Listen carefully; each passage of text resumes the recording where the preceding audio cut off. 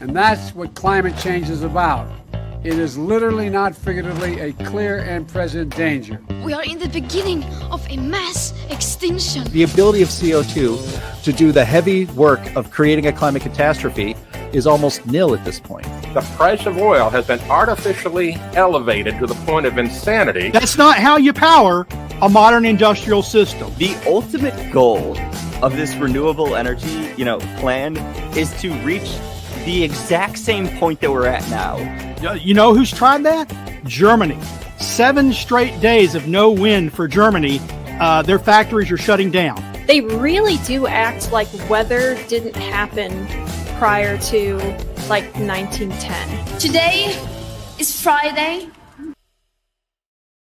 That's right, Greta. It is Friday. It is the best day of the week, not just because the weekend is almost here, but because it is the day the Heartland Institute broadcasts the Climate Realism Show. My name is Jim Lakely. I'm the vice president of the Heartland Institute. We are an organization that's been around for 40 years and is known as the leading global think tank pushing back against climate alarmism. Heartland and this show brings you the data, the science, the truth, and quite a bit of fun, I think, that counters the climate alarmist narrative that you've been fed every single day of your life. There is nothing else quite like the Climate Realism Show streaming anywhere. So I hope that you will bring friends to view this live stream every Friday at 1 p.m. Eastern Time. And also like, share, and subscribe, and leave your comments underneath this video. All of those actions convince the very mysterious YouTube algorithms to smile upon this program and get it in front of even more people. And as a reminder, as I just said, big tech does really not like the way that we cover climate and energy on this program. So if you want to support us, you can do so by going to heartland.org/TCRS. That's heartland.org/TCRS, which stands for the Climate Realism Show. And you can help support the show financially to make sure it keeps coming to you every single week. Any support you can give is warmly welcome and greatly appreciated. And we also want to thank our streaming partners, junkscience.com, CFACT, Climate Depot, What's Up With That, and the CO2 Coalition. So that you can see this on X through their accounts every single Friday as well. And today, we have such a big show today and a very special guest, so let's get right to it. Today, we have with us, as usual, Anthony Watts. He's Senior Fellow at the Heartland Institute and publisher of the most influential climate website in the world, What's Up With That? We have Sterling Burnett. He is the director of the Arthur B. Robinson Center on Climate and Environmental Policy at Heartland. And we also have Linnea Lukin, Research Fellow for Energy and Environment Policy at Heartland. And we are so happy to welcome as our special guest this week, the lovely and delightful Lois Perry. She is one of the United Kingdom's strongest advocates for climate realism and the director of Heartland UK/Europe, a new venture that we started in December, and which has, judging from the way the twits in the leftist media over there have been freaking out about it, making quite a splash. Welcome all, especially you, Lois. Thank you for having me. Thank you. Boy, Yes. They're really pretty upset So over there. we aren't do they? have a lot to get to. Yeah, yeah. We've actually been getting a lot of coverage since we started this venture together, Lois. As I mentioned, I think we got all the right people. We got all the right people upset with every move that you guys are making over there. Well, that's always a good sign. When the left are hating on us, then we must be doing something right. Yeah. Apparently, every time a horrible article is written about me and the Heartland UK Europe, you guys get more donations in the US. So glad to be of service. That's good. Well, then keep up the good work over there, Lois. I think appreciate that it. was, Thank you very much. It just shows, as they say, if you're not receiving flack, you're not over the target. So Absolutely. 100%. All right. Well, we do have a lot to get to. We have Lois on today. Maybe she'll become a regular participant here in the Climate Realism Show to give us updates on what's happening, at least from our perspective, across the pond. We do have a lot of international viewers to this show that watch it on the live stream every Friday at 1 p.m. Eastern, and also that watch the recording of it later on. And the number 2 country outside of the United States is not Canada, but you got to get your act together, Canada. You should be number 2. Instead, we are happy it is actually the United Kingdom, which is the number 2 country outside of the United States that are fans of this program. Appreciate that very much. All right. Well, before we get into our main topic, to have a look in and a check in with the Net Zero project over there in Great Britain, Let's start off like we always do with the crazy climate news of the week. Hit it, Andy.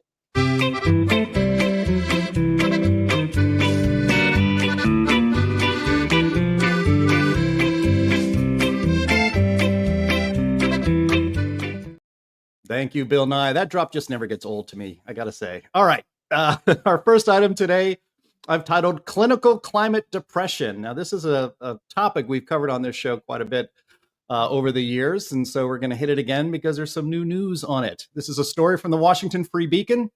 Headlined, Great News for Humanity. Depressed liberals are increasingly suicidal due to climate anxiety, study finds. They're not having children either, which is also great. Now, actually, that's not great that people aren't having children. People should have kids. Maybe not as many as Elon Musk, who I think is up to 13 by now, but having kids is a good thing. I'll just have to say at the outset, the Washington Free Beacon is a right-leaning publication, and they're not very charitable to climate alarmists, at least not as charitable as we try to be around here. But anyway, let me read from the story. We can discuss it. Depressed liberals are increasingly at risk of suicide due to so-called climate change, according to a group of European and French-Canadian scientists. The alleged findings, while morbid, could signal a bright future for the human race. A world with fewer annoying people would make life more tolerable for the rest of us. The species would grow more resilient, and the planet might also, somewhat ironically, benefit from the decline in population, assuming it isn't a hoax. Okay, like I said, this is not a charitable take. Let me quote from the article, though, or from the study. Quote, negative psychological responses related to the observed and anticipated impacts of climate change, such as climate anxiety, eco-anxiety, and climate-related guilt, have emerged as a potential risk factor for poor mental health and suicide-related behaviors, the authors wrote last month in the journal Nature Medicine. Quote, international surveys show that concern about climate change is associated with feelings of despair, hopelessness, anger, frustration, and guilt, especially among younger populations. Now, I'll stop it there. We'll put the link here in the show notes after the show is over. You can look up this article for yourself. But Linnea, I want to go to you first. Among everybody on this program, you are the youngest, so you experienced the most in-school indoctrination of the kind of unscientific climate panic that this study, depressingly, tells us worked as intended. Yeah, well, I mean, and good thing that I had adults in my life who were sane or who were at least skeptical when I was growing up. I really don't blame kids for believing this stuff and for being worked up about it. Because, when every adult in your life is telling you that like the end of the world is imminent unless massive social change happens, and then you watch as no massive social change happens, or at least not to the extent that you've been told is necessary, that would be devastating. I mean, you can't expect, like a middle schooler or even a high schooler or something to be able to, push back on that when all of their teachers, all of the media, all of the adults in their life are, there goes my dog again. She's really mad about this too, are pushing this nonsense. So I really do. I have a lot of empathy actually for people who are in that position. And there's also people who are like previously kind of, I guess the word would be predisposed towards mental illness too. And you can see that in some of the hysterics that people engage in when it comes to the climate issue. It's not a reasoned take. So I think that people are legitimately traumatized in some cases by the media on this issue. And a lot of people actually don't have time to do all the research on everything. So if there wasn't this media vanguard that's blocking climate realism from getting out, you would have a lot more people who were able to take in information that's true versus just the hyped up hysteria. And then you wouldn't have this problem. So, but you can't convince people to install global socialism without control of the media. So I'll just say, in contrast to Linnea's dog, mine is completely nonplussed concerning the climate change. The weather doesn't seem to bother him one way or the other.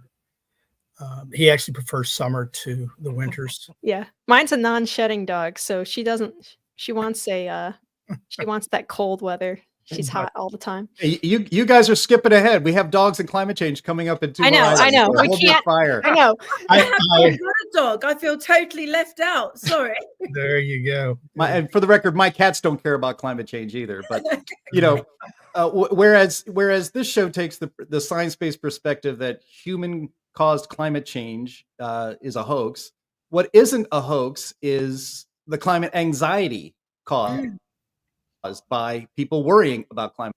That is actually becoming all too real. And I was hoping that maybe there seems to have been a mood shift, at least certainly here in the United States, obviously based on the last election, that we would be leaving these sorts of things behind, trying to panic the youth into taking urgent action on climate change. And it hasn't. And it's actually, that is the real toll. And we're experiencing it. And unfortunately, an entire generation is finding it difficult, it seems, to pull themselves out of a emotional doom spiral over something that, isn't anything to worry about.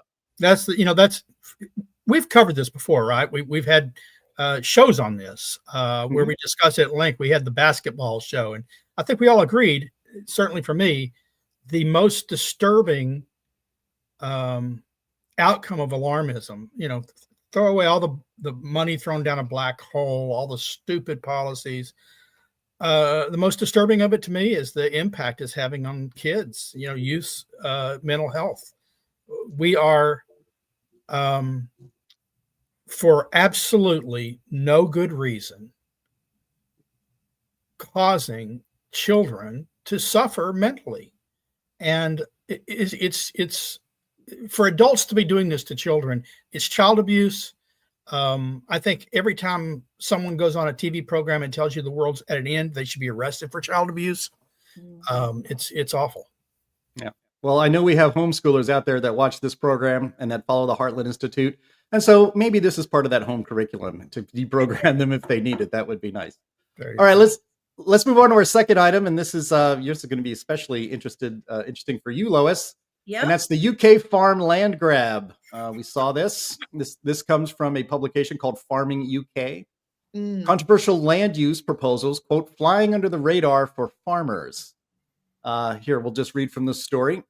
The land use framework, which states that 9% of England's farmland will need to be taken out of production to meet climate goals, is, quote, flying under the radar for many farmers. Says Laura Greenman, partner at HCR Law. She says that while it focuses on planning, energy, and infrastructure, she warns that little consideration has been given to food security. Apparently, the deadline for farmers to have their voices heard during the consultation period is April 25th, 2025. And I hope Jeremy Clarkson is already shouting about this on his TV show, Clarkson's Farm. I'm sure he is. Yeah. Yes. Real quick, a little bit more here from the story. Quote, the framework claims to support Britain's food security while suggesting that 760,000 hectares of agricultural land in England must be removed from production. The government has said that only the least productive land will be taken out of agricultural use, leaving the land with, quote, the greatest long-term potential for food production, unquote, to deliver higher yields. Now, Lois, this is happening in your beloved country. And these are your leaders and your bureaucrats. And I guess they should be the ones to decide how and where food is grown. Well, I mean, when you've got a farming minister who said in a recent interview to farmers that farming and farmers aren't really at the top of this government's agenda, and the farmers just need to accept that. I mean, with friends like that, who needs enemies? This government is absolutely anti-farmers. They've just introduced a law, an inheritance tax law, which means that any farmer or anyone that has a business that's valued at £1 million or over, which seems like a lot, but if almost all of that value is tied up in land, it means that most farmers will not be able to pass on their farms to the next generation because they'll have to pay 20% tax. And if you've got most farmers earning about £30,000 a year, where are they suddenly going to find £200,000 from? They're not going to be able to do it, which means who are they going to be selling their land to? They're going to be selling their land to people who are making money from putting solar panels or wind farms on this land, which is heavily subsidized by the government and is just basically completely dodgy. So there is a complete war on farmers at the moment, from over-regulation to even Bill Gates has brought this treatment in that he's given to cows to reduce their methane emissions, which is going into the milk, which has been untested and untried on humans. It's almost impossible to get away from this particular product because the Soil Association, which certifies things organic or not, has allowed this particular chemical medication to be given to these dairy cows. So you just can't get away from it. The war on farmers is ongoing, and they use net zero and is basically about annihilating the UK's ability to be independent, to have food security. Because if we don't produce our own food, if we're not independent, then who are we dependent upon? The state. And that's exactly where our neo-Marxist government that we unfortunately have in this country at the moment is heading. The only good news is that because of Nigel Farage and Reform UK influencing the Conservative Party, we now have Kemi Badenoch, who is the leader of the Conservative Party, saying that she thinks that net zero by 2050 is an impossible dream, basically, without a serious dip in living standards, eating less meat, all of the above. So I am seeing, even though it looks awful on the surface, there are positive signs. And just going back very, very quickly to what you said before about young people being indoctrinated and depressed, you are right. Young people in their 20s, 100%. But teenagers, I've noticed, they're not woke. And part of not being woke is they think that the net zero thing is questionable as well. So I'm quietly hopeful. I say this a lot, but I'm quietly hopeful about the younger people, the TikTok people. I really am, actually.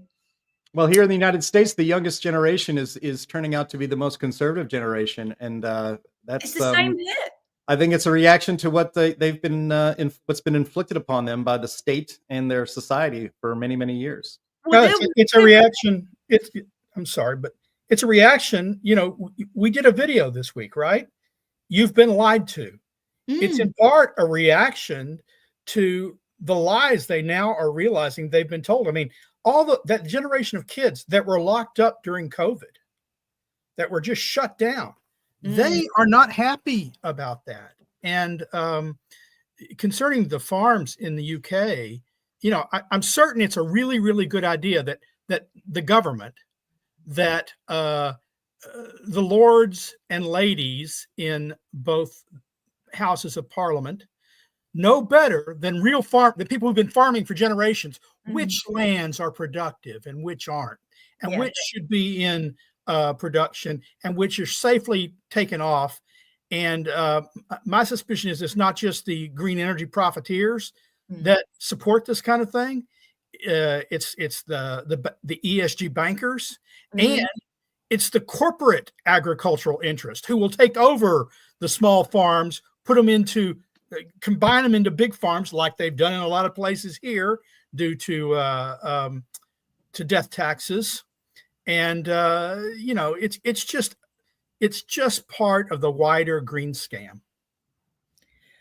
Yeah, absolutely. And the war on farmers is it's quite funny, actually. There's been so many protests in London, and tractors coming in from all over the country. And I was I walked to the shops recently near where I live, and it's quite a big main road. It's quite villagey where I am, but it's sort of near a main road, like a lot of London. It's crazy. But there was all these beautiful, shining, gleaming tractors going down the Finchley Road, going back to the countryside, and everyone was tooting their horns in support of them. It was quite a spectacle, actually. So the farmers are angry, and the people are on the farmers' side in this country. They really are. Yep. Okay. Well, hopefully we'll see another. I saw a video went viral on social media a little while back of Jeremy Clarkson using his platform, as they like to say, to raise awareness about protecting the British farmer, and hopefully he will continue to do that. and that there will be a very peaceful rebellion against this idea so that common sense can prevail. All right, let's move on to our next item here. This is, hey, did you guys know that we had an EPA museum? We did. This is from the New York Post. You only know about it now. Nobody knew about it before, right? So EPA is shuttering museum that cost $315 per visitor to stay open with barely anyone showing up. Environmental Protection Agency Administrator Lee Zeldin is canceling a year-old museum dedicated to the EPA's history, citing its $315 per visitor cost to operate. Now, for some perspective, a premier pass at Disney World, where you get to skip the longest lines, costs about $100 less than that. And you don't even get to ride the Seven Dwarfs Mine Ride or get your picture taken with Snow White at the EPA Museum. So anyway, we'll continue here quickly. The museum is located on the ground floor of the Environmental Agency, but recorded very little foot traffic, despite its prime location just a block north of the Smithsonian's Natural History and American History Museums on the National Mall in D.C. Quote, the scarcely visited museum cost a whopping $4 million of taxpayer dollars a year. $4 million taxpayer dollars to build in accordance with Smithsonian standards and more than $600,000 annually to operate. It had less than 2,000 external visitors between May 2024 and February 2025. And while the museum was free, great, the cost of taxpayers per external visitor amounted to nearly $315 per person. And I'm told that it really focused on themes like environmental justice and climate change. So I don't know, Anthony. I'll let you go with this. Your reaction to this? To me, it kind of reminds me of the museum. If people remember that, the Museum to Journalism, that was a complete disaster. But at least that was privately funded and closed. Yeah, well, I think what really did this thing in was their interactive oil spill exhibit. That just didn't go very well with people. Yep, we need the warning for those. Oh my gosh. Come on, Anthony. Can't get the but it's just the whole thing is a testament to empire building that goes on in Washington. They think that their work is so important, so captivating to the public that they had to create their own museum. And the public has spoken, and the public basically said, we don't care. Yeah. Well, I'll say this. What do we need a EPA museum for when, not anymore under Trump, but the every single Smithsonian Natural Museum is like nothing but climate change stuff nowadays. I mean, hopefully some of that gets removed, but I was very disappointed the last time I went through the Natural History Museum and it was all climate change. It was very, very annoying. Yeah. Well, it reminds me, what was it? Glacier National Park, Sterling, that they had a display, a card on there that says that this glacier will be gone by 2020. And then 2020 came and the glacier was still there. So they had to take the sign down. Yeah. Now, this is Biden. The Biden administration was looking for places to shovel money. And this is one of those places it shows, right? Yeah. The EPA itself, the entire building, should be a museum, or more appropriately, a monument to disastrous and failed government policies. Yeah. And not one that that holds up for multiple generations. It should be rather covered in sand and found like who is the Ozymandias, look upon me and quake, and no one knows who it is. I would wish that in 50 years from now, no one will be able to say what the Environmental Protection Agency was or did. Can I just say as well, talking about wasteful government spending, now that USAID has stopped funding Just Stop Oil, they've now announced that they won't be doing any more protests in the UK anymore. So that's fantastic. So thank you, Trump. Thank you so much. It just shows you where all of this money was going. US tax dollars funding protests all over the world, anti-climate change protests. It's all so corrupt, isn't it? But they're going to stop now. Just Stop Oil have hung up their hats. So hopefully London will be able to get moving again. We just had the pro-Hamas marches now that we need to sort out, and we'll be fine. Yeah. Well, maybe we can in a few years we'll be able to start a museum of climate alarmism, and we can have the hall of corrupt scientists with little animatronic people like Michael Mann, spouting their nonsense. A boy can dream. Like in Epcot, the animatronic people. I used to love that. I went to that when I was about 8 years old. I thought that was really fantastic when they had all the US presidents coming out. Yeah, we need to do something like that with all of the corrupt scientists. That would be great. Good idea. And a section devoted to the corrupt media and the corrupt politicians that have continued to foster and push it. You notice what's missing from these pictures? What? There's no pictures of burning Teslas in here. Right. Yeah. Well, and in that hall with all the animatronic scientists, you can have Al Gore, who would be there in person and fit right in. Absolutely. All right. All right. Let's get on to our last part. You guys skipped ahead and then we can get into our main topic with Lois and the panel here. And this is, hey, do you see your dog panting a little bit too much? Well, it's probably your fault. This is from climaterealism.com, one of the websites that the Heartland Institute writes for, and you should bookmark that and visit it all the time. Dogs could be among the first victims of climate change. Actually, this is from Climate Depot, my mistake, one of our streaming partners. Dogs could be among the first victims of climate change. Excessive panting, drooling, and lethargy from, quote, increased risk of heat stress. As the planet warms, dogs face an increased risk of heat stress, which can have dire consequences for their health. Unlike humans, dogs do not have sweat glands all over their bodies. They primarily cool themselves through panting. This makes them more susceptible to overheating, especially during heat waves. A study published in the Journal of Veterinary Internal Medicine highlights a rise in heat-related illnesses in dogs, particularly during the hotter months. Symptoms such as excessive panting, drooling, and lethargy can quickly escalate into severe conditions like heat stroke if not addressed promptly. To combat this, dog owners must be vigilant in providing ample hydration, shade, and limiting outdoor activities during peak heat hours. No kidding. Additionally, recognizing the early signs of heat stress can be life-saving for our furry friends. Now, Anthony, you have dogs, and you should allow them into your studio so that we can all enjoy them. And producer Andy also has one. Right behind me here. There he is. There you go. Are you worried about climate change? No, he doesn't give a shit. But come on. I mean, they don't have dogs in Florida or near the equator. I mean, what's going on?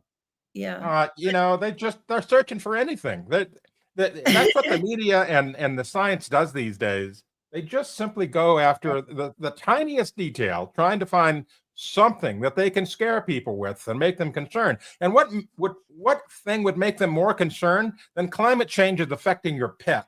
I mean, that's going to really, really motivate people, right? And so they come up with these stories to try to motivate people to change. That's all this is. There's no science behind this of any value. I mean, just as you point out, I mean, if you take your dog from Boston to Miami, he's going to pant more. Is that climate change? No, it's called geography.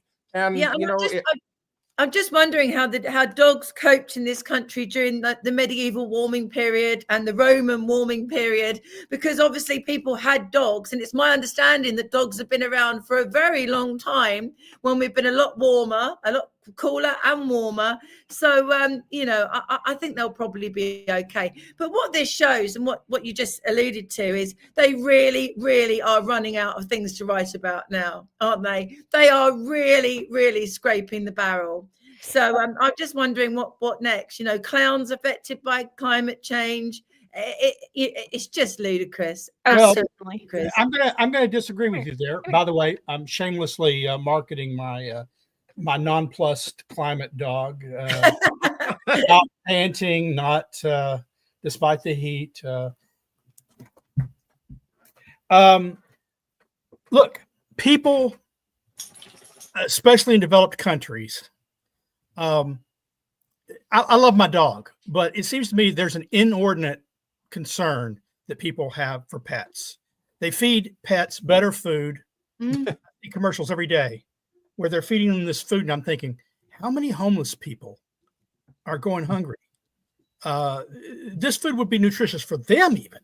You know, I'm not advocating feeding homeless people dog food. I'm just saying, good God, you have to feed your dog real salmon? And so they know, the climate alarmists know that, you know, when someone dies tragically, they try and raise money on, you know, the various types of platforms, the GoFundMe and stuff. When a pet dies tragically or an animal dies tragically, the money is much greater. So they've realized that, look, people care about animals. And so since they're not listening to us when we talk about tornado victims, and they're not listening to us when we talk about hurricane victims, let's tell them their dog's going to die. Yeah. Let's tell them their cat's in danger. Now, Yeah. the sort of the odd or terrible thing is, if you know anything about even climate theory, you know that most of the warming occurs in the coldest areas on Earth. The average because it warms, you know, according to theory, it warms more at the poles, and it doesn't warm along the equator and in the mid-range areas. So you get a 1 degree rise in Texas, you get an 8 degree rise in Nome, Alaska, or something like that. I'm sorry, I don't know many. You know, there are pet owners, I'm sure, in the Arctic Circle, but how many dogs are there? And wouldn't they benefit from a little bit of warming? It's the study is ludicrous, and it's meant to pluck the heartstrings of people who really, really care. You know, I take my dog to the vet, but am I going to spend $30,000 on a hip replacement for my dog? Sorry, I love him, but that ain't happening. Yeah, I think part of this is, you know, there was a study involved in this one, so it's a little bit different. But often the media thing where I think that they just have like a, pardon the pun, but like a pet project that they're interested in writing about, and they attach climate change to it in order to get it published generally. So, you know, if you just write an article that says dogs are panting a lot and you should not have your dog outside when it's 100 degrees without water and shade, that would be something that probably wouldn't get all that much interest. But if you tie it to, oh, well, and it's also our fault because climate change, then all of a sudden you've got the AP, you've got all of these major media organizations that have to fill a quota for climate stories that are going to be picking it up. So I think that's part of it. Maybe not for this one specifically because there's a specific study tied to it, but I see this all the time, and we cover this kind of thing all the time at Climate Realism, where they just tie any old, you know, human interest story to climate change. Yeah, that's my rant. I mean, the idea, everybody who has pets already knows this. I mean, the idea that, you know, your dog is going to pant more when it's hot. I mean, but they're not in danger of death because of climate change. You just need to give them more water. No big deal. All right. Let's move on because we got a lot to cover on the net zero front. Andy, you get ready. We have our meme of the week here. This was shared with the group by Anthony Watts. And it's two Amish men with a woman with a mask. That's great. Why aren't you all worried about climate change? Oh, we don't have a TV. All right. So good for the Amish. You know, I think it was Thomas Jefferson who said that, you know, if you go without reading a newspaper, that was the media of that era. But if you go without reading a newspaper for a month, you'll be a much happier person. And it's true. I mean, when you look at the news, it's all doom and gloom and trying to change your attitude and your habits and so forth and so on. There's nothing good in the newspaper or on TV anymore. No, that's absolutely right. And last year, I was sadly extremely unwell. I had pneumonia, and I was told I wasn't going to make it, and I was very lucky to survive. And after that, I had 6 weeks off, and I really did have 6 weeks off. And I had no television, no internet, and no phone for 6 weeks. And I had a proper break. It was the only way that I could actually have a proper break.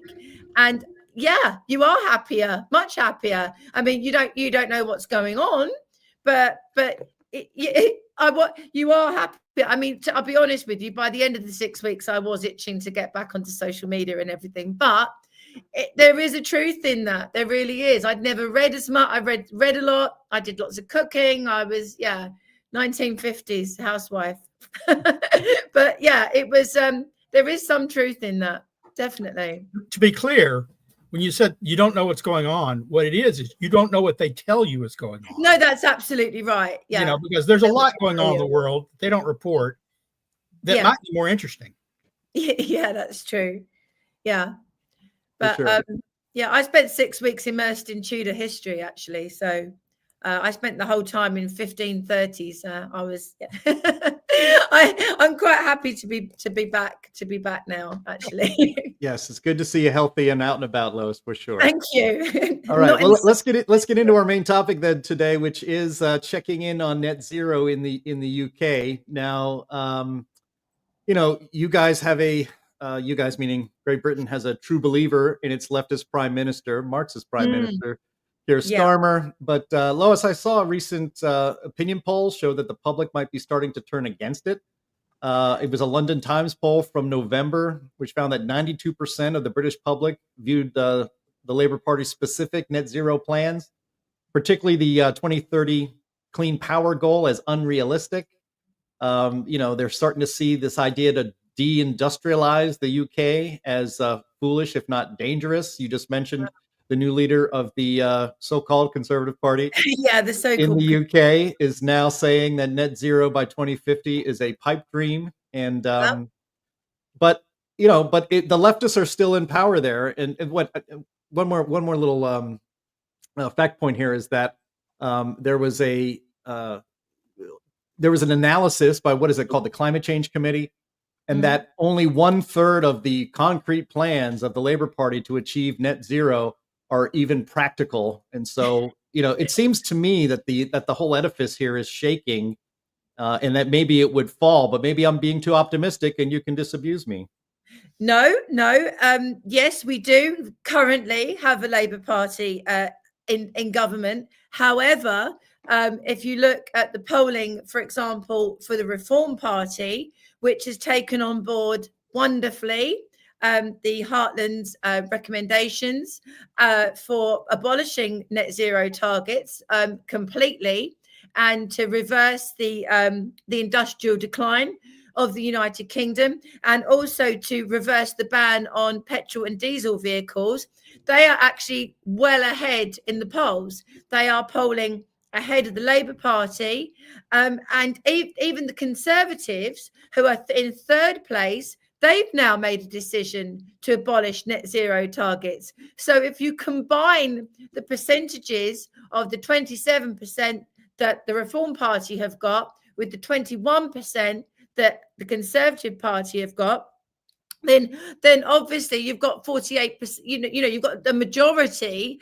of those who actually of the three parties who actually don't believe in climate change and want the net zero policies abolished. So, okay, the Labour Party might be in government at the moment, but there certainly will not be at the next election. There's no way that they're going to win the next election, even though it looks like a Labour landslide. It was built on sand. They had, in terms of the amount of votes that were actually cast, it was very, very low because of the way that our electoral system works.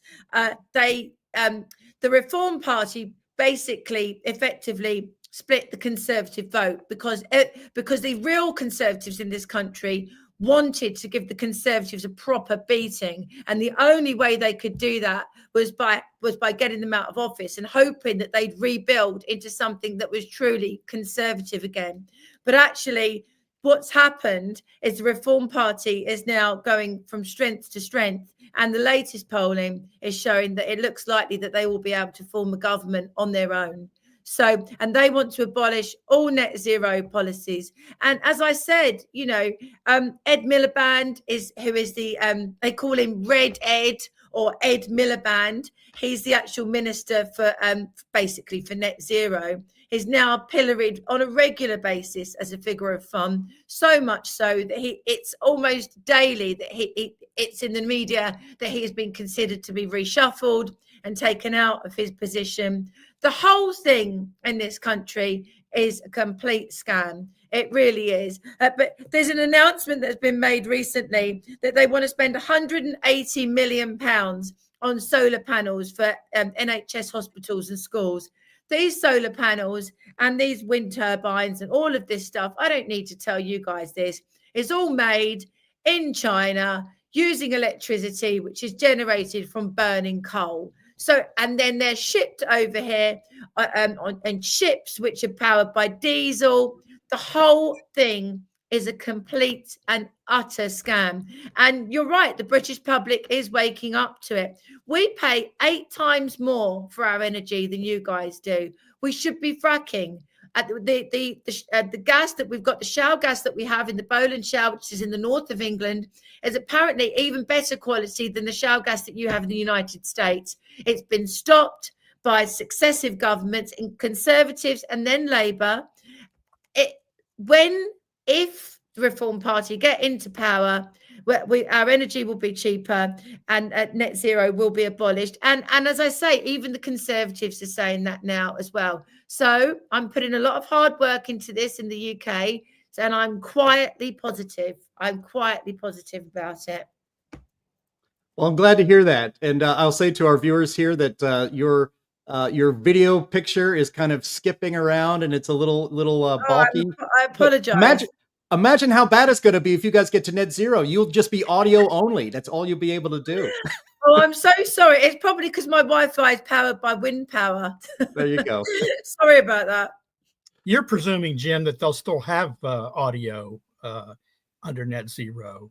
You know, if you go to net zero, you're back in the 1820s or 40s for emissions. So no radio then. Didn't even have telegraph for much of that time.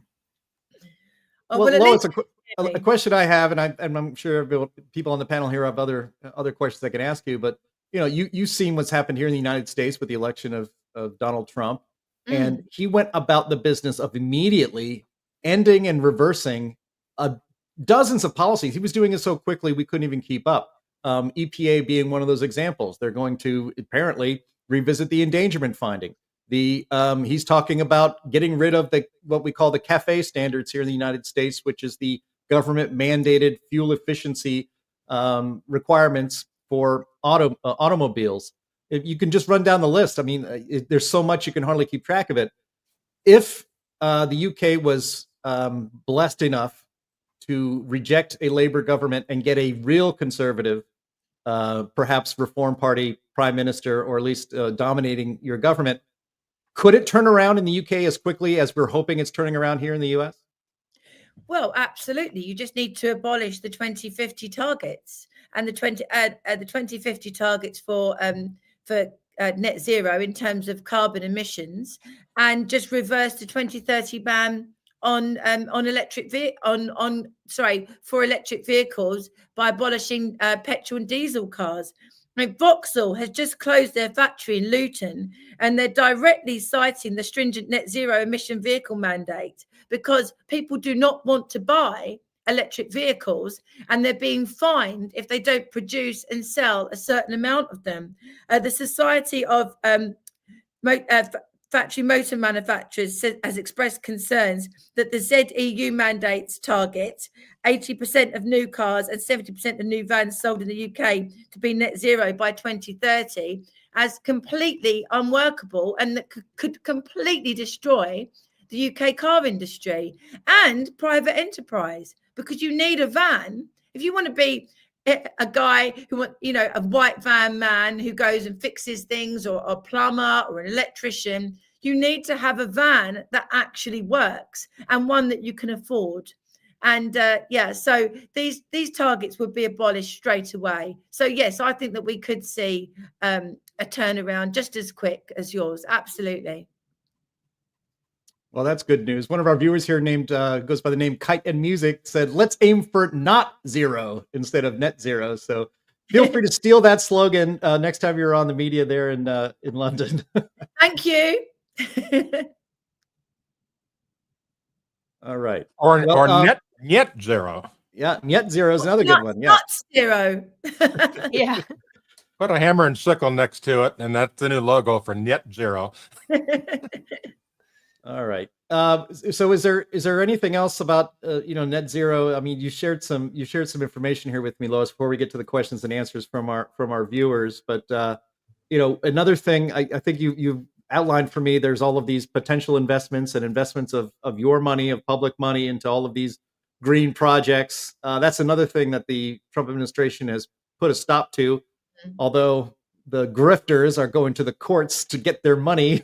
I know. I've never seen anything like it. You steal money from the taxpayer, then you go to a judge and get the judge, convince the judge to let you keep your stolen goods. It's unbelievable. Yeah, I mean, and there's been lots of controversy because, as I say, Ed Miliband, the minister for it's supposed to be energy and net zero, but basically it's net zero. His brother, David Miliband, has a private company that directly benefits from the subsidies for these green policies. So there's been a lot of controversy about that. And if you actually look at a lot of the people that have been put into positions of power within the government, they all have ties to what I call dark green money. It used to be called dark oil money, didn't it? But now the darkest money is darkest green. And it's a gravy train. And I'm not surprised that they don't want to get off it. These people know in their hearts that not only is it a load of rubbish, but also that even if you believe that CO2 is causing catastrophic climate change, that the policies they are enacting do not address that issue. In fact, they just make it 10 times worse. So importing wood chips from America to burn rather than using our own coal on ships that are powered by diesel, electric cars, which actually over their lifetimes produce more CO2. Even if you buy into the narrative, it still doesn't work. So it's I believe that you've got a small amount of people who are trying to make as much money as they possibly can in as short a period of time as they can, and then they'll just walk away from it. But don't forget, the whole electric vehicle scam is nothing to do with emissions or anything. It's actually mainly, I believe, to get people out of their cars, because for ordinary people, their car represents their independence. And if you want a neo-Marxist society, you do not want independent individuals. And for me, that's what the heart of this whole thing is. It's communism. Communism I was going to say by the back door, but actually they're not even trying to hide it at the moment. It's communism through the front door. 15-minute cities, the same thing. They want to be able to control where people are and to know where those people are. When they cross over the border, they know you've gone there. It's a 15-minute city. You got to pay that fine. You got to pay that fee. It's all about, everyone thinks it's about money, and a lot of people are profiting from it, but really it's about power. It's about green groups wanting power over how people live. It's about politicians wanting to maintain power in the strongest ways possible. And it's always better if they can say they're not doing it for their own good, but they're doing it for your good, paternalistically. We're saving you from your own actions, which are destroying the earth, so will destroy your children. We care about you. It's religion for people who don't have faith as well. I've noticed that the most fanatical people about all of this nonsense often have no faith in anything at all. And I don't necessarily even mean religious faith, although that is important to me personally, but they don't have a belief in society or family or anything. They don't believe in anything. This is their religion. Yeah. Well, people watching this show can visit heartlandukeu.org, I believe. I think I have a banner here for it. And you can see our efforts there. There it is. You can see our efforts there with Lois. Again, we started this organization with Lois over there in London in December, and it's been going gangbusters. And if you want to learn more about what we're doing overseas. That's the beachhead. First the UK, next Europe, just like in World War II. It's a staging area to take climate realism global. So that's our idea anyway. So you can go to heartlandukeu.org and check it out and hopefully support her efforts and our efforts together. She's doing great. Thank you. Thank you very much for giving me the opportunity. Thank you. We appreciate it. All right. I think we're ready for Q&A then for today, which is our, we love this part of the show. So Linnea, take it away. I don't have too bad of a problem with my tech. I don't know what's going on. My computer just had some kind of a power surge a little bit ago. So we'll see how this goes. Anyway, okay, we have a lot of good questions from our audience, starting with Andrew Pickard, who says, who would do a good job on a UK version of the Climate Realism show? Well, I think you're looking at your answer right here, Andrew. Well, I'd like to think that I might be involved in it in some small way. We are looking at doing that actually. So we would be getting a combination of politicians and media personalities. So we're actually looking at that right now. Yeah. So thank you. But it's in hand, Andrew, as we speak. And of course, this show is global, so we already are the UK version of the Climate Realism show. Well, there you go. There you go. Well, why don't we just all do this? That sounds good to me. Yeah. All right. So this is kind of a specific question from Kite Man Music, who says, what is the payback period for installing solar panels currently? I think it probably depends on the company and where you live, I would imagine. I don't really know. I don't think that there's a universal answer to that. Anybody have a better answer? No, I'm sorry. I'm not entirely sure. I think you're right. I think it all depends on the individual companies.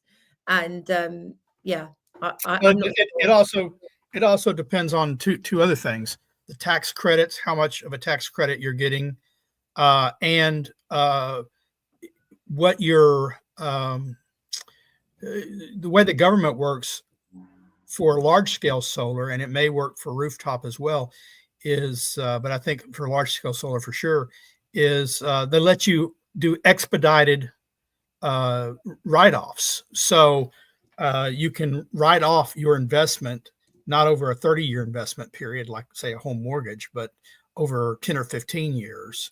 They allow you to do that. So, it pays it back pretty quickly. It may or may not pay it back before the system starts to fail. That's an open question. Yeah, absolutely. If it's 30 years, it's certainly not going to be around by the end of the payback period. Between 20 and 30, it depends. Very questionable.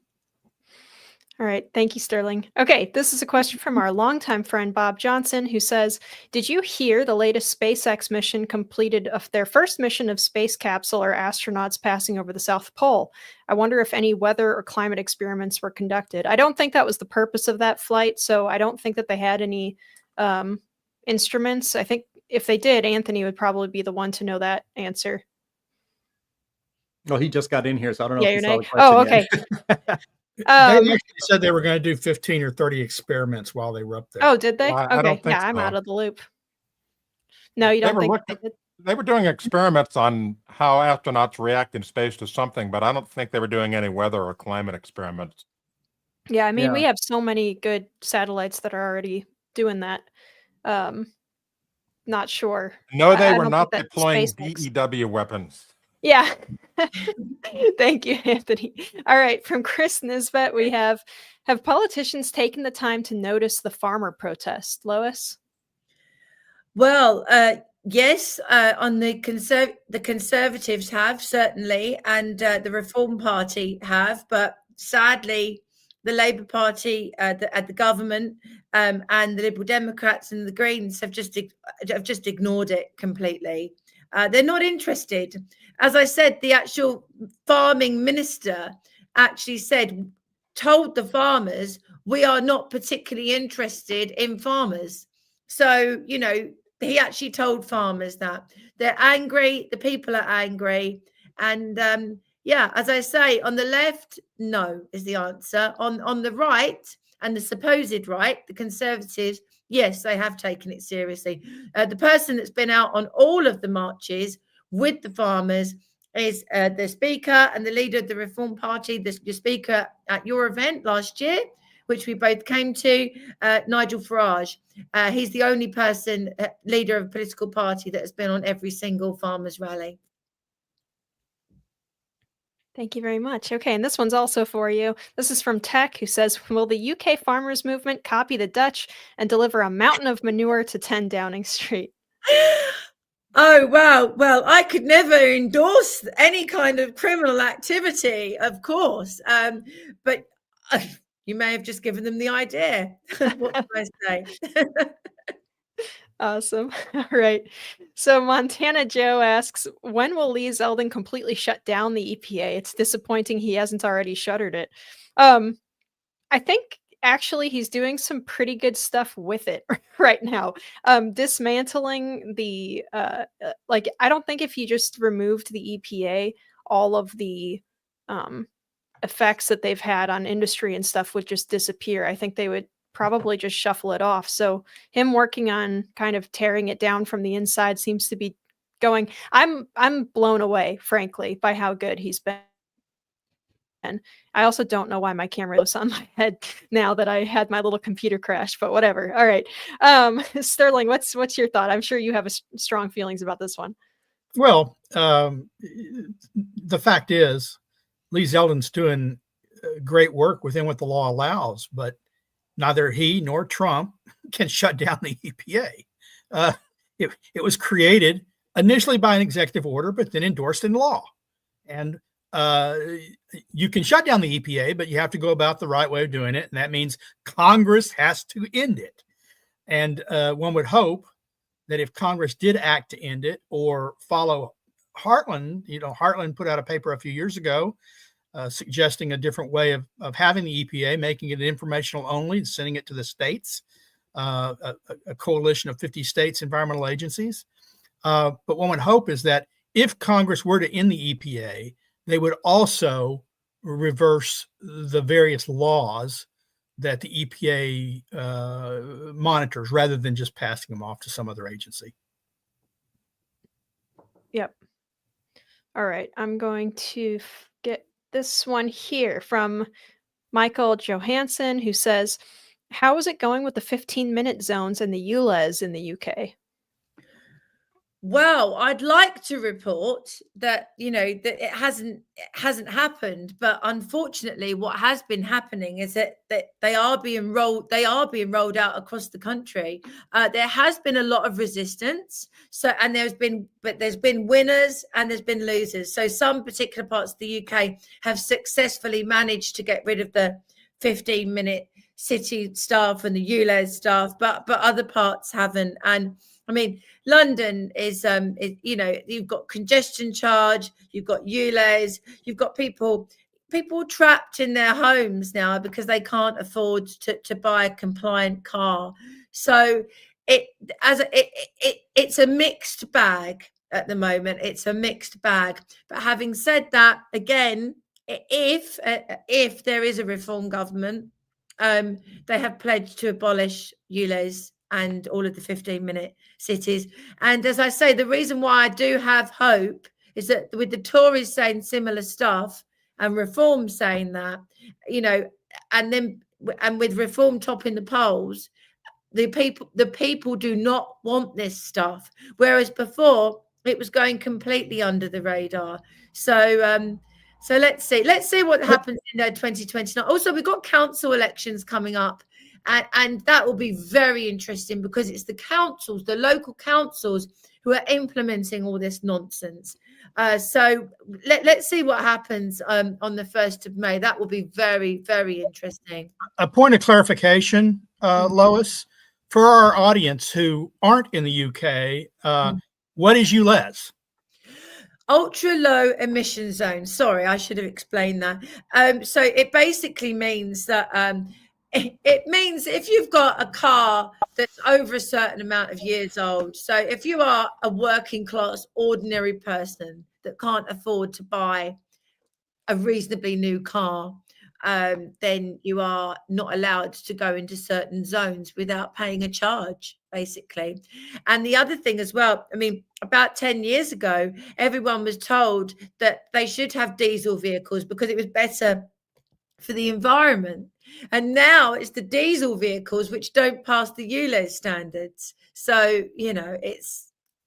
But to be fair, I'm certain all that money they collect for ULEZ is going to fight climate change and to save the planet. It's not lining anyone's bank account or funding some odd government project.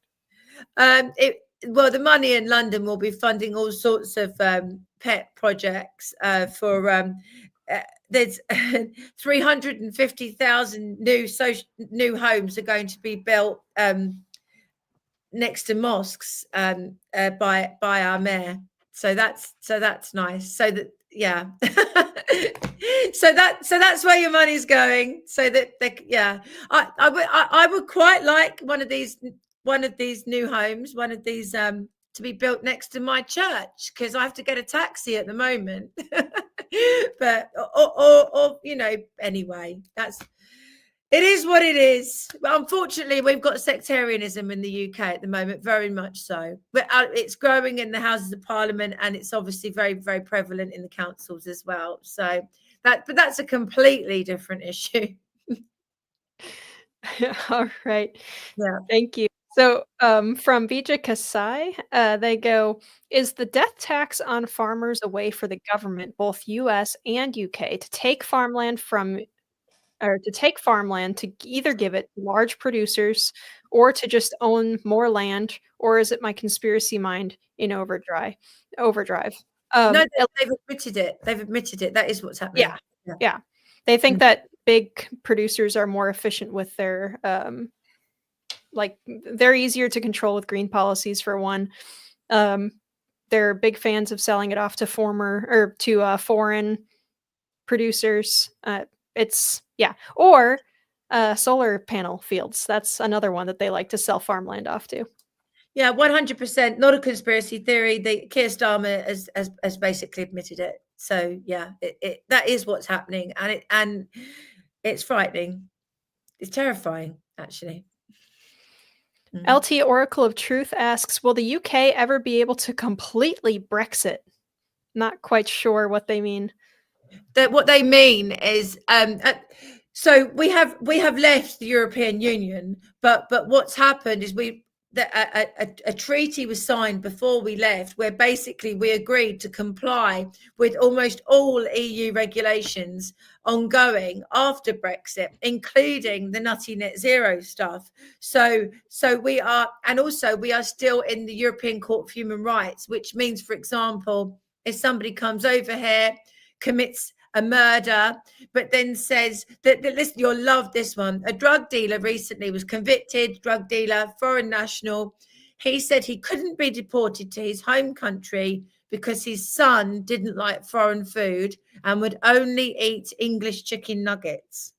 Right? But this is an actual true story. So because of that, he couldn't be deported, and that's because of the ECHR. So, and that's all tied into being that would be an argument that we haven't completely Brexited, that we're still part of the ECHR. Again, that's something that is, there's only one party at the moment that has the policy to leave the ECHR, and they're the policy.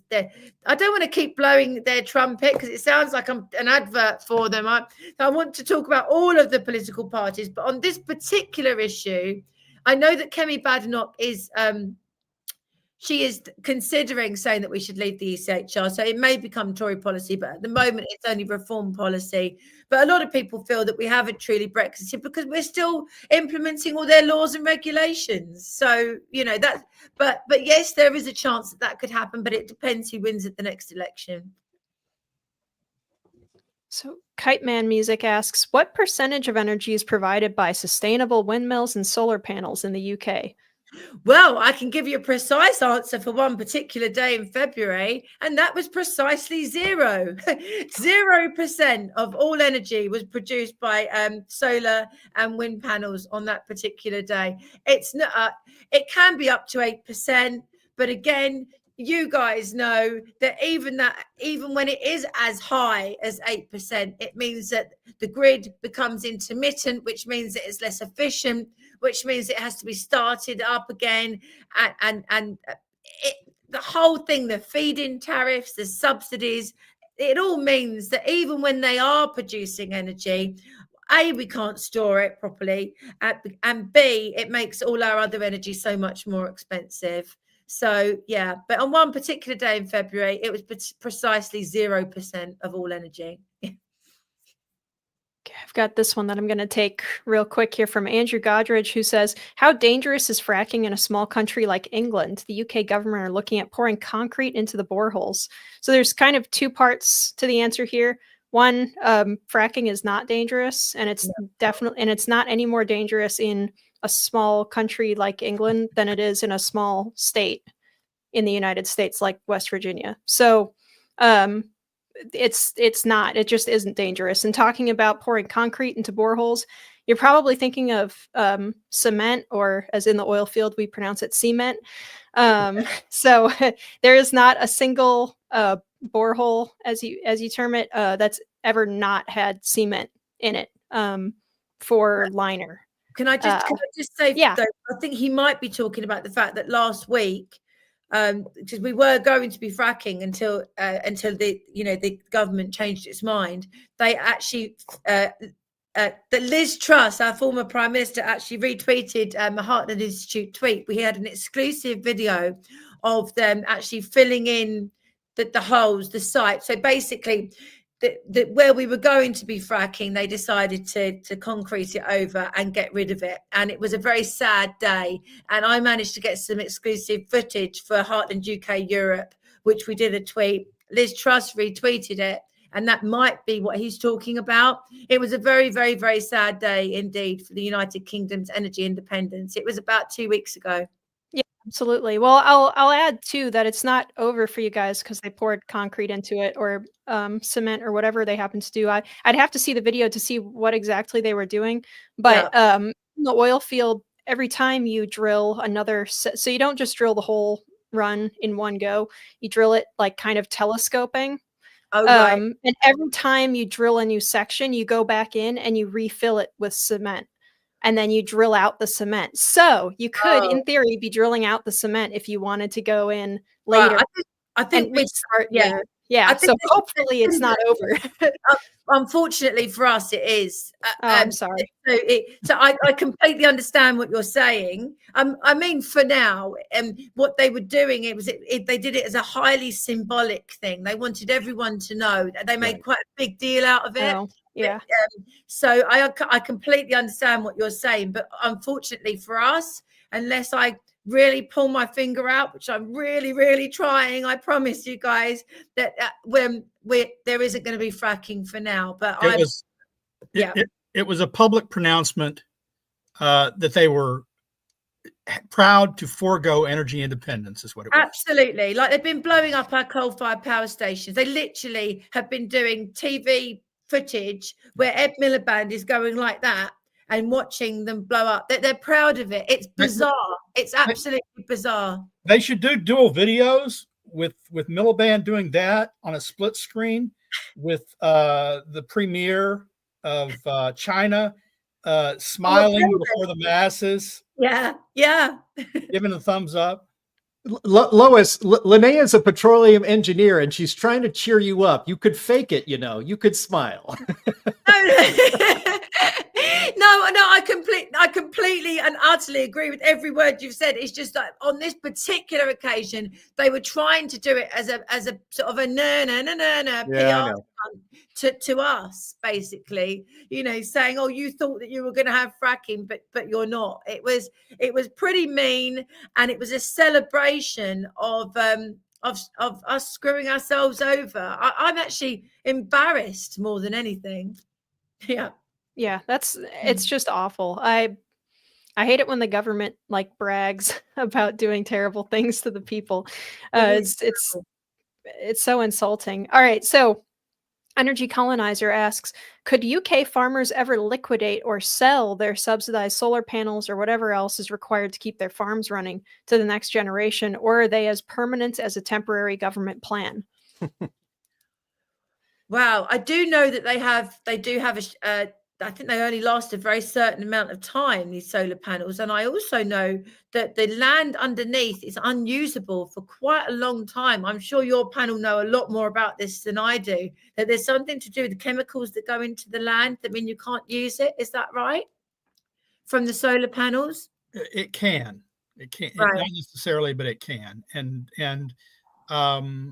all land takes rehabilitation after you pull out an industrial facility, which is what these are. Yeah. They have concrete sunk into them. They have all sorts of things. You got to clear all that stuff out. Yeah, it's land should be used for growing food. And I tell you what, all this money being spent on carbon capture, and why don't they just plant some trees? Surely that's the best carbon capture that there is. The other thing I very, very quickly wanted to mention is you've got the I think it's called the Earthshot Prize. You've got Prince William, who's going over to Brazil to celebrate, this prize for people who come up with ideas to save the planet. And I'm sure you guys are well aware of this, but they're actually knocking down parts of the rainforest to build a road through it, so to actually get to the site. It's so ludicrous. If Orwell was listening to our program, watching our program right now, he'd say, not even I could have come up with this doublethink, this craziness, I'm not going to be worried about the UK's energy policy until I'm already not happy that they burn US trees in their power plants. But what really concerns me is if they ever start burning the peat, because that's got to be used for making good scotch. Let's not go crazy. Yeah, I totally agree with you. All right. On that, Riss Reed says, are Teslas being destroyed in the UK? Is Musk an evil person over there? It's quite funny, actually, isn't it? Because the wokes don't know whether they're coming or going. They bought these Teslas to be good wokey greeny people, to sip their vegan soya lattes and everything and drive their cars, and then suddenly Tesla is a bad thing. I almost feel sorry for the hypocrites. I really do. But I haven't seen Teslas being targeted here. Elon Musk, there are a lot of people in the UK that think he's great. There are a lot of people that were a bit upset with him about getting involved in some of the political stuff over here. But overall, I think people do like him, actually, overall.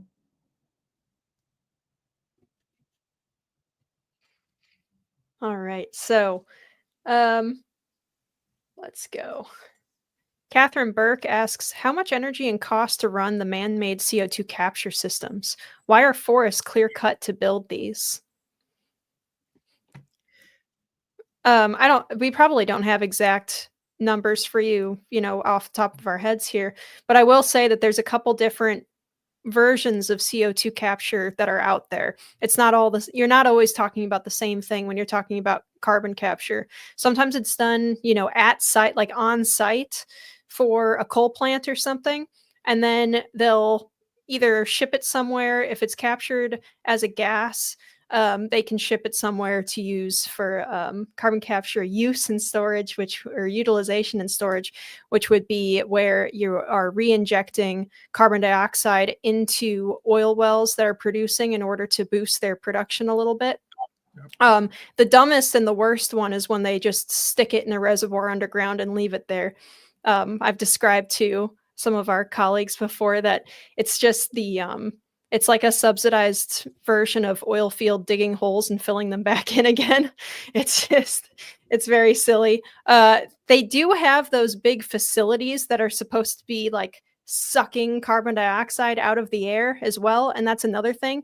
And that's just a money printing machine for the people that are doing it. It's just a scam, pretty much. it's pretty much trash. I don't know how else to describe it. It also doesn't really work as well as they advertise. The whole thing is a scam. Yeah. Majorly. Imagine that. A green program that's a scam. Who would have thunk it? Yeah. All right, we're almost out of questions here. I've got one that I'm going to pitch to Sterling and Anthony here that says, with no EPA, wouldn't companies like 3M get away with poisoning us? Well, you know, the EPA, when it was first formed, had perfectly good intentions, and that was to do things like cleaning up the rivers, cleaning up Lake Erie, clearing up water and air pollution everywhere. And they did that successfully. The problem is that they were so successful. Now what are we going to do? And so they start looking for more and more things to regulate or change or restrict. And so they've become kind of a pox on humanity because they're going down to the tiniest of things now. And then, of course, they got into the whole CO2 as pollution garbage. And so, you know, the problem with the government bureaucracy is that they have to be self-sustaining. They want to grow. They do this empire building thing. And so the entity becomes more important than the mission a lot of times. And that's what we saw with the EPA. And that's why they had a museum that nobody gave a crap about. I guess I couldn't disagree more with Anthony. I almost wanted to reach through the screen and say, no, slap. The EPA was never a good idea. At the time the EPA was formed, various states were already starting to take the problem seriously, and the cleaning of the air and the water in those states actually slowed after the EPA set the floor. What you have to understand is that the EPA was a creature of government because government was the creature that caused the vast majority of environmental problems. Before there was an EPA, before there were state agencies, we had something in this country called property rights. And the government, the courts, fiercely enforced property rights, stopping all sorts of industrial activity. Didn't say you have to pay a fine to the farmer whose fields you've destroyed, or the homeowner whose houses you've destroyed with your pollution, or the waterways. What they said is, you must stop. And they did. And what happened was industry and government got together and said, oh, we can't stop progress. And so we're going to let them allow them to pollute a certain amount. It's going to be okay. We can't let property rights get in the way of industrial progress and modernization. So they created the problem. Then they created the EPA to solve the problem. They could have gone back to property rights. If 3M poisoned you, you could sue. You could have class action suits. Quite often, that's much more effective than a government regulation, which usually is shaped by the industry involved. Thank you very much. I always love when we have even just like the mildest disagreement on things. Well, I want to see how Sterling's going to reach through the screen and slap me. I want to see that to happen. Yeah. if I could have. Let me get between you guys, keep you guys separated on screen here. I hear it all the time. People start off saying, oh, well, it did good at the start. No, it was never good at the start. Yeah, well, that's my opinion, and I'm sticking to it. So there you go. It is an interesting point that's not often made, though, Sterling, that, the creation of regulatory agencies and stuff made it actually harder to just shut a plant down if it was doing bad stuff. Like, you can't just say, look, you're dumping into the river and it's poisoning my fields. You now have to just close shop because we're just going to bankrupt you with lawsuits. Now it's like, well, look, it's negotiable. The original Clean Air Act. The original Clean Air Act was written around the time EPA is formed. Oh, we're going to clean the air. Well, how do we do that? Well, we're going to regulate all the new plants, but all the plants that are causing the pollution that we have right now, they're grandfathered in. They're the ones causing the pollution, but we're going to grandfather them in. So it's really to clean up the air as opposed to just window dressing. Just a quick recommendation. If you want a fantastic argument, well stated, on why you do not need a government agency to protect you from every horrible that could happen from the private sector, Google or go onto YouTube and put in Milton Friedman, Phil Donahue. This is from 40 years ago. And Phil Donahue, a liberal, challenged the great economist Milton Friedman on just these kinds of questions. And Milton Friedman, I think, was so good at making the argument that he almost fully convinced Phil Donahue that he was right, but he was right. I'll be sure to give it a watch. All right, I think we actually have a Rumble donation that I want to bring up here if we can. So Data 12, thank you so much for pitching us $20 there. He says, great discussion, keep pushing and keep reaching out. Does anybody network with Tony Heller? Asking, seems like Heartland would like him. Hope he's okay. Oh yeah, Tony Heller is okay. I think I had an interaction with him on X just a couple days ago. Yeah, we're friends with them too. I think I've been on their program before. Yeah, it's good all around. We like them a lot. We've got two more questions here that I have pegged. Both of them are kind of a little bit specific, but I'm going to pitch this one to Lois but I'm going to like frame it. So Catherine Burke asks, can green energy or alternative energy power the data warehouse centers for AI? And while that's probably a quick answer, no, I'm going to add to this. I'm going to add to this question and say, is the UK also working hard to try and put in these big data centers the way that like the United States is and stuff? Because I mean, you guys have a little bit more limited space for that kind of thing, and these are pretty big facilities. So I'm curious as to like what your economic situation is with all of that as well.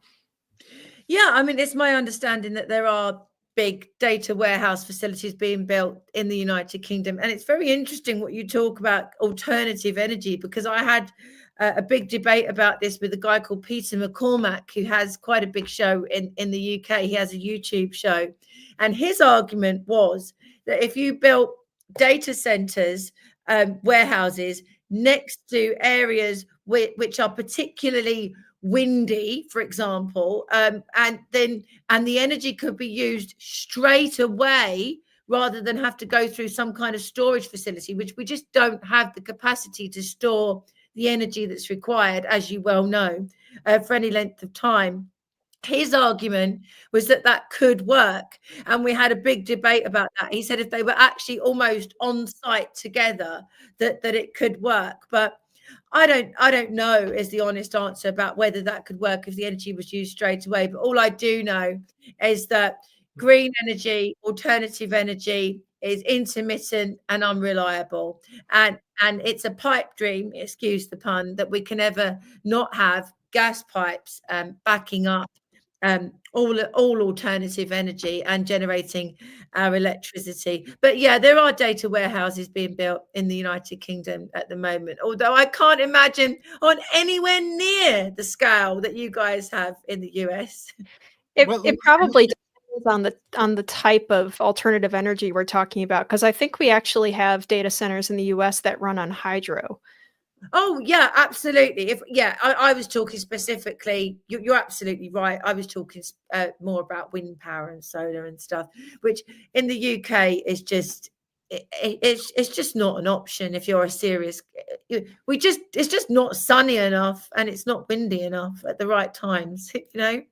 Well, you know how you can know that AI and the big data centers won't work on renewable energy is when the people that want to build them the most, the big tech moguls, the oligarchs, are saying we need nuclear power.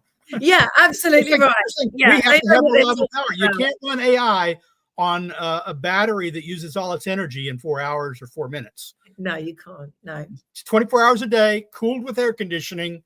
You gotta have reliable power, and that's what they're saying. That's not what I'm saying. That's what Bezos and Zuckerberg and Bill Gates, who wants to buy a nuclear power plant, are saying. Yeah, well, yeah, and I think they probably know slightly more than Ed Miliband, our energy minister. Millerbrain. All right, this one's for you, Anthony. Tech asks, has there been updates on the albedo effect in any relationship to climate forcing? Not that I'm aware of.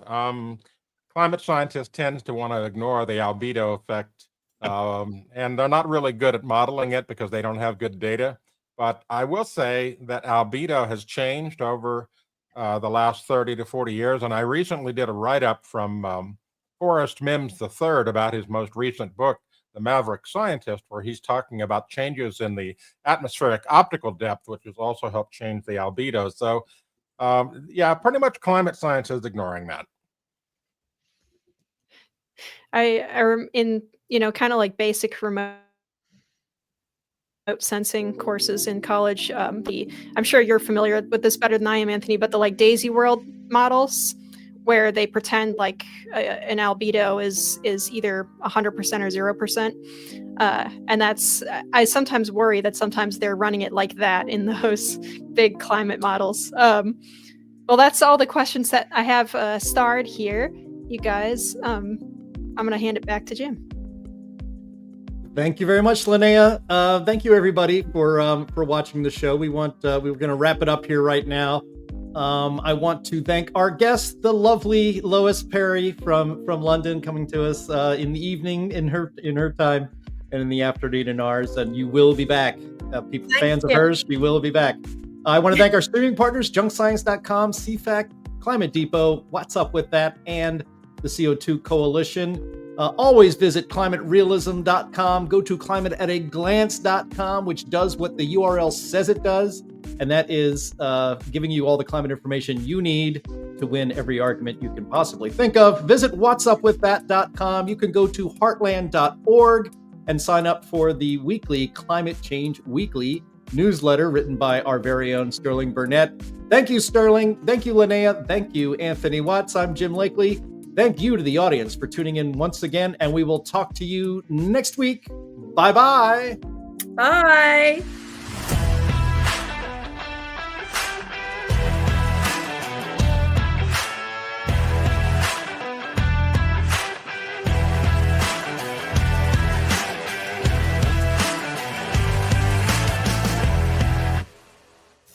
Come on, man. Come on, man.